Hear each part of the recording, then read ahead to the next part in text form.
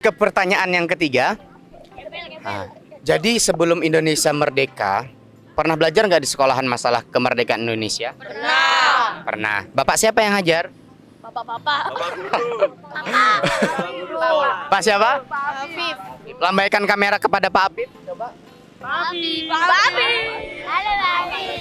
Jadi gini, nah pada saat penyerangan yang terjadi di Surabaya, pernah dengar? Nah, siapa yang merobek bendera Belanda? Dulu kan benderanya tuh merah, putih, biru. Tahu nggak siapa yang merobek warna birunya itu? Surabaya. Surabaya iki lho. Wonge jenenge. Nama orangnya tahu? Boten. Boten. Tapi ngerti Guntur. wonge. Boten. Tahu nggak? Dulu ketika Indonesia akan merdeka, ada penyerangan yang dilakukan oleh arek-arek Surabaya. Nah, pada saat itu ada yang merobek bendera Belanda, bendera yang berwarna biru. Tahu nggak siapa yang merobek bendera tersebut menjadi bendera merah putih? Tahu, Siapa tuh? Mbak Besari. Mbah Besari. Iya, Mbak Besari. Oke, sama. Sama apa nih? Sama-sama suka? Sama-sama Mbak Besari. Sama-sama Mbah Besari. Jawabannya Mbah Besari. Betul? Betul apa tidak betul? Pada saat pertempuran besar yang terjadi di Surabaya, nah, itu kan ada salah seorang yang merobek bendera Belanda yang terdapat di gedung yang tinggi di Surabaya. Merobek bendera yang berwarna biru. Sampean tahu nggak atau pernah dengar siapa orang yang merobek bendera tersebut? Tidak pernah dengar. Nggak pernah dengar ya? Pernah dengar. Tidak pernah, Pak. Oh, nggih. Mau tahu jawabannya? Nah, langsung saja kita tanyakan kepada ahlinya. Alhamdulillah kita bertemu kembali. Baik, untuk selanjutnya ada sejarah yang sepertinya baru akan kita bahas. Ini merupakan sejarah emas perjuangan pemuda Indonesia. Selain Bung Tomo yang terkenal dengan seruan takbir Allahu Akbar yang menggerakkan pemuda-pemuda Surabaya pada saat itu, yang melatar belakangi terjadinya Hari Pahlawan tepat di tanggal 10 November 1965. Tapi ada sejarah lain yang belum begitu viral, yang belum begitu diekspos, yang akan kita sama-sama kupas dan akan sama-sama kita bahas pada hal tarif spesial kemerdekaan RI pada kesempatan kali ini, yaitu mengenai sejarah perobekan bendera Belanda.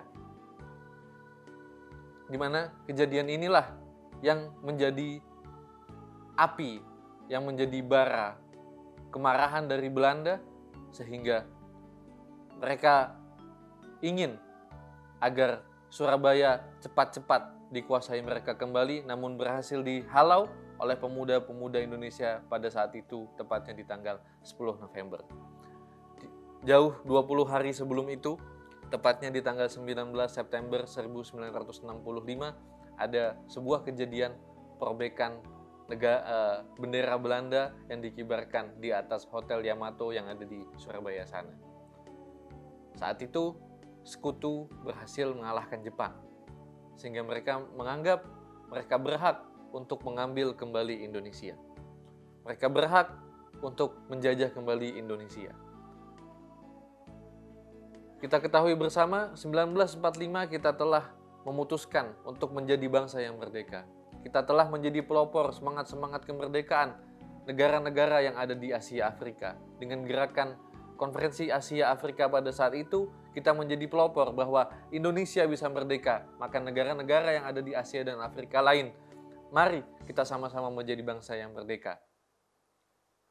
Dari situ, Sekutu pun ingin kembali merebut negara-negara yang pernah lepas dari mereka untuk dijadikan negara jajahan kembali, yang bisa diperalat, yang bisa diperdaya, yang bisa diambil kekayaan-kekayaannya, yang bisa dieksploitasi SDM-SDM-nya untuk mereka manfaatkan menjadi pasukan-pasukan yang akan bisa mendukung hegemoni dari negara-negara sekutu tersebut. Namun Indonesia tetap dengan semangat lagu 17 Agustus Sekali Merdeka Tetap Merdeka, juga dengan semangat lagu W.R. Supratman, yaitu bangunlah jiwanya, bangunlah badannya. Dari situ semangat-semangat itu tetap tumbuh di dalam sanubari pemuda Indonesia, sehingga walaupun bendera Belanda telah berkibar di atas Hotel Yamato sana, pemuda-pemuda dari Surabaya tidak tinggal diam. Mereka menaiki hotel tersebut walaupun dihadang dengan tembakan-tembakan dari pihak sekutu, mereka tidak pedulikan. Walaupun dengan alat yang sederhana untuk memanjat pohon tersebut, untuk memanjat hotel tersebut, tetap mereka dengan penuh semangat menuju ke puncak dari Hotel Yamato untuk merobek bendera Belanda. Tidak dirobek semuanya.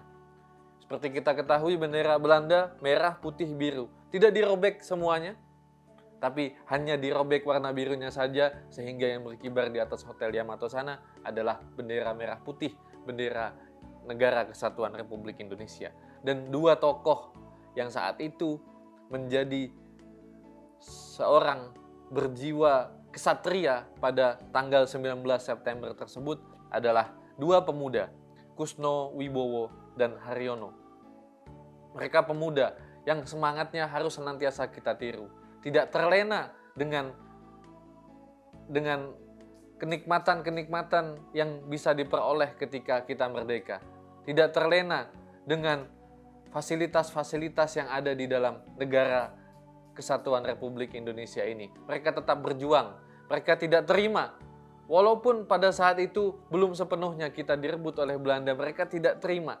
Ada bendera Belanda saja dikibarkan di atas Hotel Yamato sana. Mereka berjuang, mereka naik, mereka mengambil alih bendera tersebut untuk disobek warna birunya, sehingga yang berkibar adalah warna merah dan warna putih, yang menandakan merah adalah tumpah darah Indonesia dan putih adalah kesucian yang dibangun, yang ada di dalam hati setiap warga Indonesia yang menginginkan kemerdekaan ada di tangannya. Maka sebagai pemuda kita harus sama-sama ambil hal positif dari apa yang digambarkan dan apa yang telah dilakukan oleh Bung Kusno Wibowo ini dan Bung Haryono ini. Mereka pemuda yang tangguh, mereka pemuda yang mau bangkit. Walaupun banyak cobaan, walaupun diterpa dengan tembakan-tembakan yang tidak beraturan, mereka tetap bersemangat untuk mengambil bendera Belanda tersebut, menyobeknya sehingga hanya tersisa bendera dengan warna merah dan putih saja. Ini menandakan bahwa pemuda yang hebat adalah pemuda yang mau bangkit, pemuda yang meninggalkan hal-hal yang tidak ada faedahnya, meninggalkan hal-hal yang sia-sia, terjebak di dalam sosial media, terjebak di dalam dinamika yang ada di dalam sosial media tersebut. Kita lepaskan dan kita bangkit menjadi pemuda-pemuda yang hebat. Kalau kita bisa ambil kembali pelajaran yang ada di lagu Indonesia Raya tadi, bangunlah jiwanya, bangunlah badannya. 2 kali disebut ada kalimat bangun. Bangun, bangun, dan ini harus senantiasa menjadi pegangan kita sebagai pemuda agar tidak menjadi pemuda yang terlena dan senantiasa bermalas-malasan, senantiasa rebahan.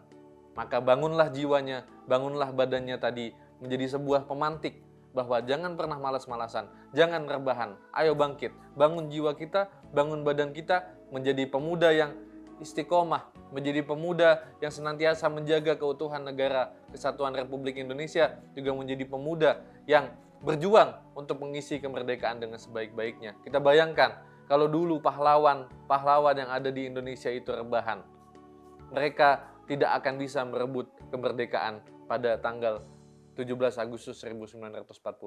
Kita bayangkan kalau dulu pemuda-pemuda Surabaya terlena dengan rebahan, maka tidak ada sosok Kusno Wibowo dan Haryono yang berani untuk merebut bendera Belanda yang ada di puncak Hotel Yamato. Kalau dulu pemuda-pemuda Indonesia rebahan, maka nggak ada Bung Tomo yang meneriakkan kalimat takbir Allahu Akbar yang menandakan ayo kita bangkit, ayo kita lawan, kita singkirkan kembali mereka yang ingin merusak kesatuan Negara Kesatuan Republik Indonesia. Ini harus kita jaga bersama dan kita harus menjadikan semangat dua orang tadi sebuah spirit yang ada di dalam hati kita, sebuah spirit yang senantiasa mewarnai kehidupan kita, bahwa sebagai pemuda kita harus berani melawan tantangan-tantangan apapun yang ada di depan kita.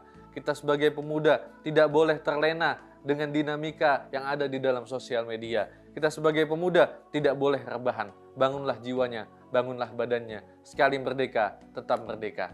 Wallahu a'lam bishawab. Mudah-mudahan apa yang kita bahas pada episode kali ini bisa membangkitkan semangat kenegaraan kita, bisa meningkatkan semangat patriotisme kita. Kalau tadi pagi kita melakukan upacara yang serentak dimanapun di seluruh tanah yang ada di negara Kesatuan Republik Indonesia ini, kita berpanas-panasan hanya sebentar. Kita berpanas-panasan hanya hitungan jam saja.